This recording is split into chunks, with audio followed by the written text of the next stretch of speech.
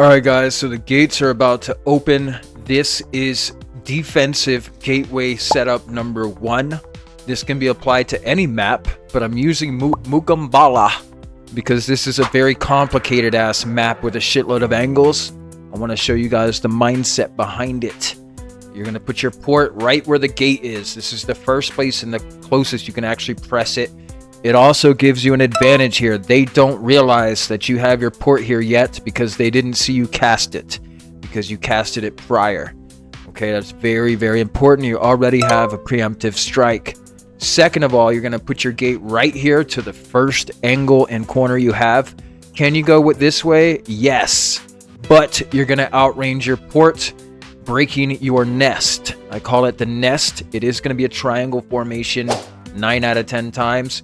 The reason why, guys, is because when they come and get you up here, all you got to do is step to the side. Boom. You're downstairs and line of sight. They have to commit all kinds of shit to get back down here and get you. And just in case they want to again, you can hop right back up. You can even set your port here.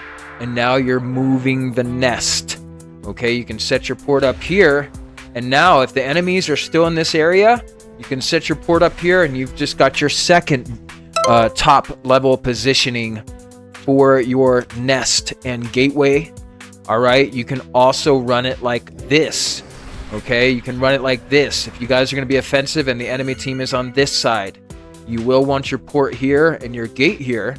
You're always going to want to use your port first. You're perfectly behind line of sight. It's all about angles, okay, and it's all about getting behind line and having the discipline to stay behind there for as long as needed.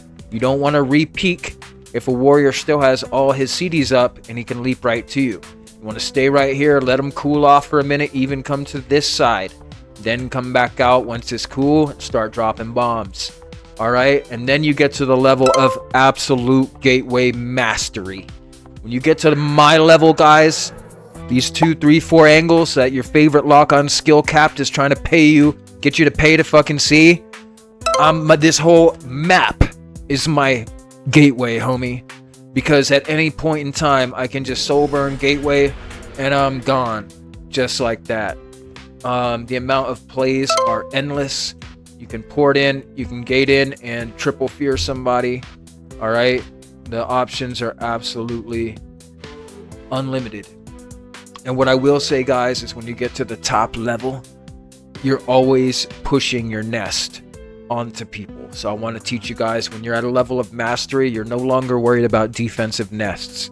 It's about offensive triangle formation nests.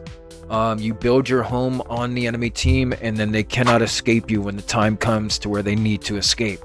That's how you really put the pressure on as an aggressive warlock. But if you want to play it safe and you want to gain CR and you don't want to get crazy in the sticks like me, then set your port and gate back here, set it up here, and one of the most superior spots in the building is going to be top level for locks on Mukambala.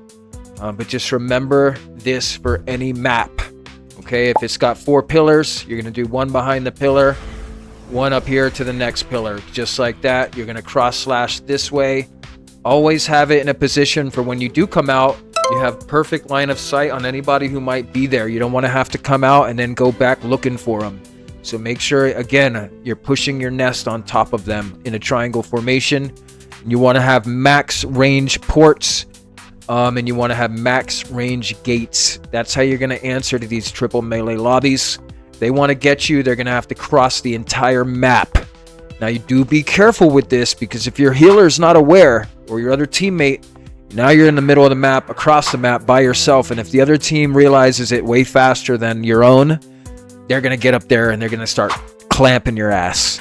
So just make sure you have 2 charges if you're going to do that. But then again, go behind the pillar. It doesn't matter if they see you first if you're behind the pillar, because you can buy time. And if your healer and team hasn't moved within 20 seconds, then your team is absolutely freaking dumbasses and they don't know how to play with Warlock, because they do need to be playing around your nest. You need to adjust your nest for your team, but your team also needs to be aware of where you're porting, because if you don't port, you die. So I don't care what any healer complains about. It's not the Warlock's fault. Now, if I port back here and the team is already committed to this side of the map, that's on me. But if we're in the same area, there's no excuse for you not healing your Warlock where his port is. Okay, that's why Mistweavers and Warlocks make good partners, because a lot of times they put their ports in the exact same place. And I would know this because I'm a Mistweaver main as well. Alright, so I hope that helps you guys. I did show you the examples of the angles. You can play it how you want to play it, but again, when you get to the realm of mastery, I want you to move from defensive to offensive nests. Alright, and I'll see you guys in a bit.